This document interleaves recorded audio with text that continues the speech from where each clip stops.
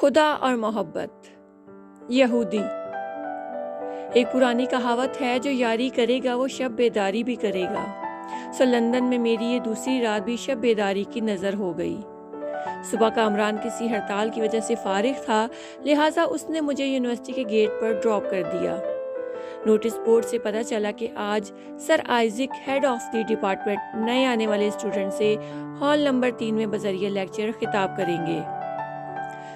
سبھی نئے آنے والوں کا رخ ہال نمبر 3 کی طرف ہی تھا. بچپن میں ایک ٹی وی سیریل ہم سب بچے بڑے شوق سے دیکھا کرتے تھے. نام تھا آخری چٹان. اس میں ایک یہودی کریکٹر کا نام ڈیوڈ تھا. بچپن سے میرے دل میں یہودی شخص کی یہی ایک شبیہ چھپ سی گئی تھی. جب کبھی کوئی کہیں سے یہودی کی بات کرتا تو وہی بچپن سے دل میں نقش ہوئی صورت نگاہوں کے سامنے آ جاتی تھی. جس دن سے مجھے پتا چلا تھا کہ ہمارا ہیڈ آف دی ڈپارٹمنٹ بھی ایک یہودی تھا، تب سے اس کی بات کرتے وقت ایک مخصوص حلیے کا یہی میری نظروں کے سامنے آ جاتا. دبلا پتلا سا، چہرے پر یہودیوں کی خاص مشابہت والی داڑھی، سر پر چھوٹی سی سفید ٹوپی، لمبا سا چوغا، تیز تیز آنکھیں گھمانے والا اور بہت تول کر بولنے والا، تصویر گھماتا شخص. لیکن سر آئزک کو دیکھنے کے بعد میرے تخیلات کو بہت زیادہ نہیں تو تھوڑی بہت ٹھیس ضرور لگی. یہ تو ایک ماڈرن حلیے کا شخص تھا، عمر 50 سے اوپر، تن پر بہترین اور قیمتی سوٹ، آنکھوں پر نظر کا باریک سا چشمہ، بے حد نرم گفتار سا شخص. اس دن میرے ذہن میں سے میرے بچپن والی یہودی کی شبیہ نکل گئی اور اس کی جگہ اس نئی تصویر نے لے لی.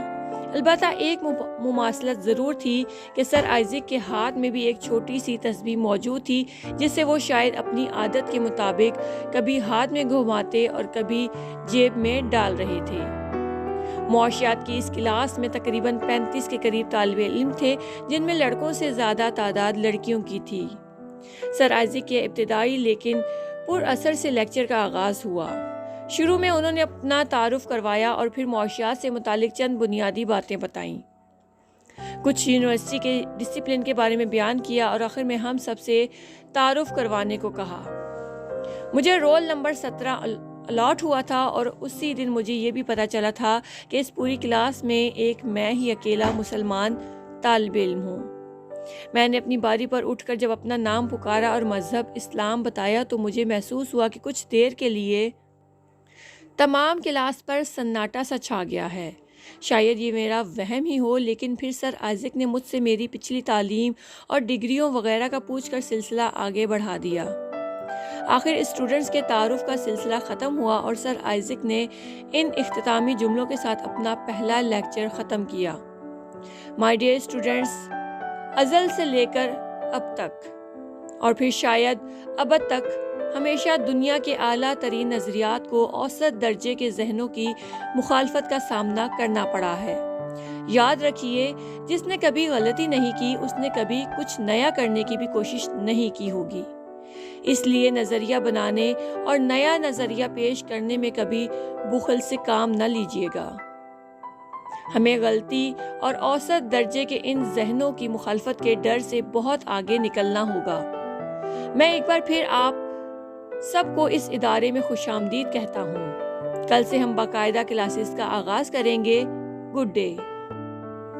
سر آئزک اسٹیج سے اتر کر چلے گئے. ساری کلاس نے ڈیسک پر جا کر ان کی تقریر اور خیالات کا خیر مقدم کیا.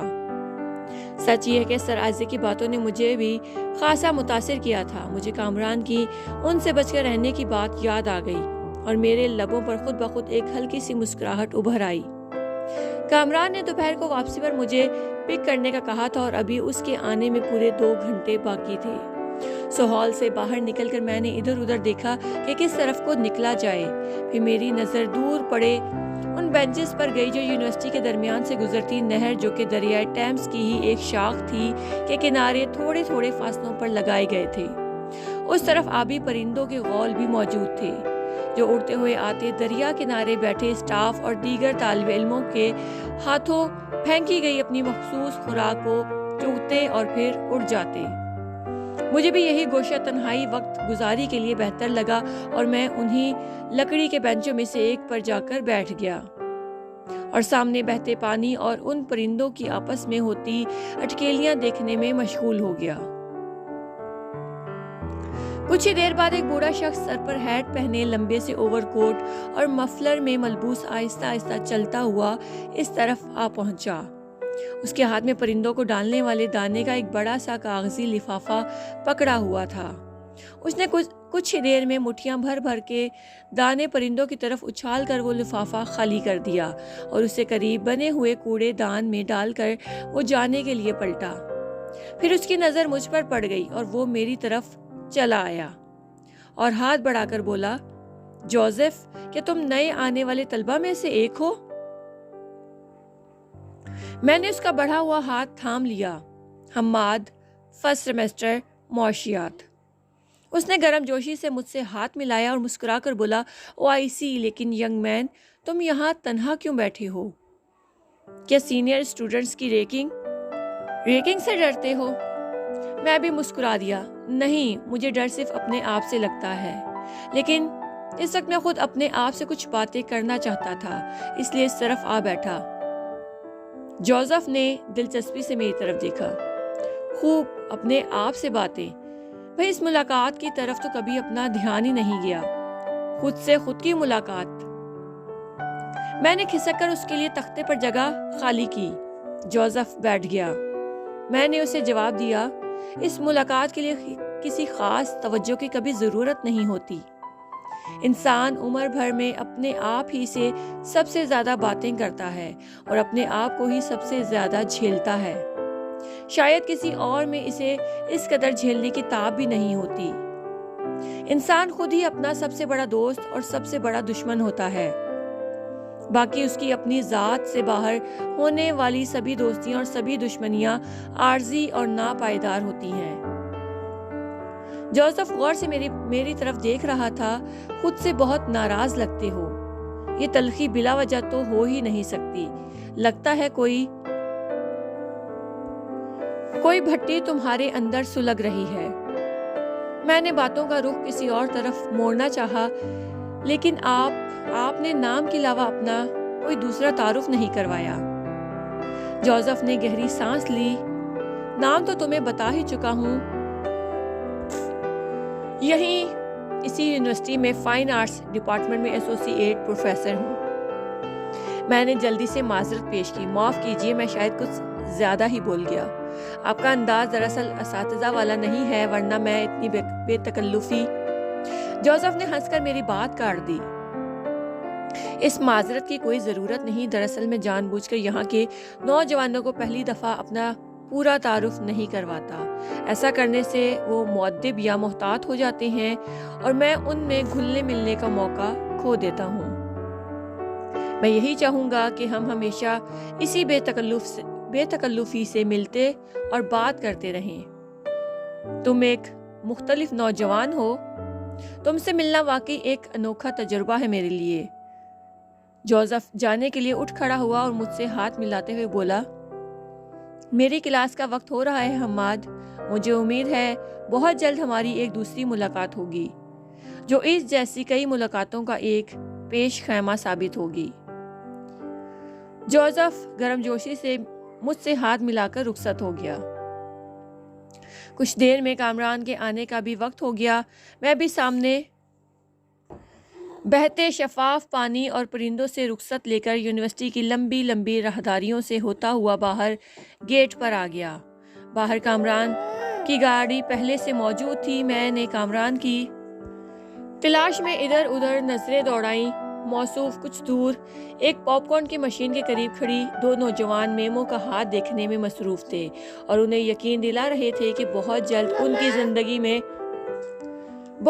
ان کی زندگی میں ایک خوبرو ایشیائی نوجوان آنے والا ہے، جس کے آتے ہی ان کی زندگیوں میں انقلابی تبدیلیاں آ جائیں گی۔ مجھے کامران کی اس صلاحیت پر ہمیشہ سے ہی رشک آتا تھا۔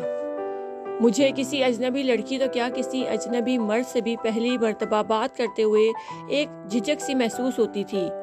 توقع وہ اجنبی خود ہی بات کرنے میں پہل نہ کر دے۔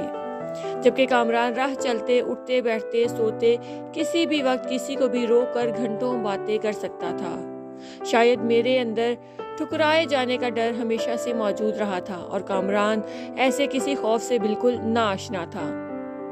मुझे देखकर उसने जल्दी से मेरी तरफ हाथ हिलाया, इन गोरी मेमों को अपना कार्ड दिया, उनके फ़ोन नंबर्स लिए और मुस्कुराते हुए मेरी तरफ बढ़ाया। हम गाड़ी में सवार हो गए। मैंने कामरान को घूरा, तुम कभी नहीं सुधरोगे, है ना?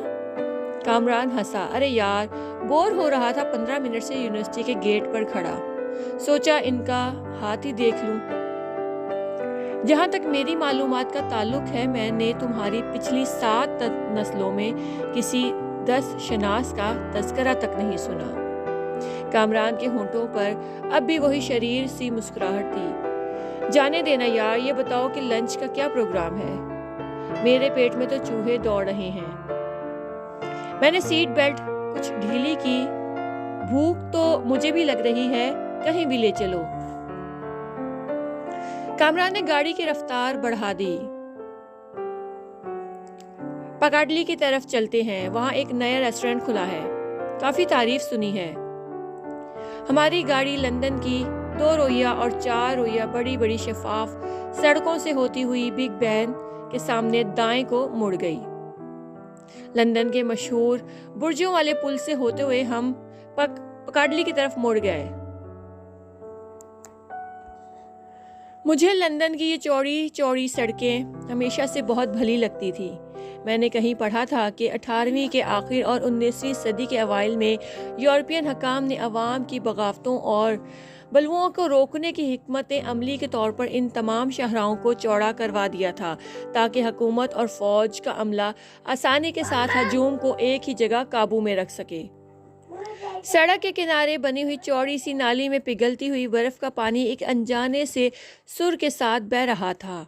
मैं और कामरान इस सड़क पर मुड़ते ही एकदम से खामोश से हो गए, जैसे कुदरत की इस और बेपनाह खूबसूरती ने हमारी जुबानें ही सलब कर ली हैं। सड़क पर दरख्तों से गिरे हुए सुर्ख और जर्द पत्तों की चादर सी बिछी हुई थी, जो जोर की हवा चलने से इस भीगी हुई सड़क पर कुछ इस तरह से लहराते थे जैसे कोई रेशमी कपड़ा बिछाए कोई काबली पठान बैठा हो, जो अपनी गठरी से रंग बरंगे नए थान निकालकर हवा में लहरा रहा हो।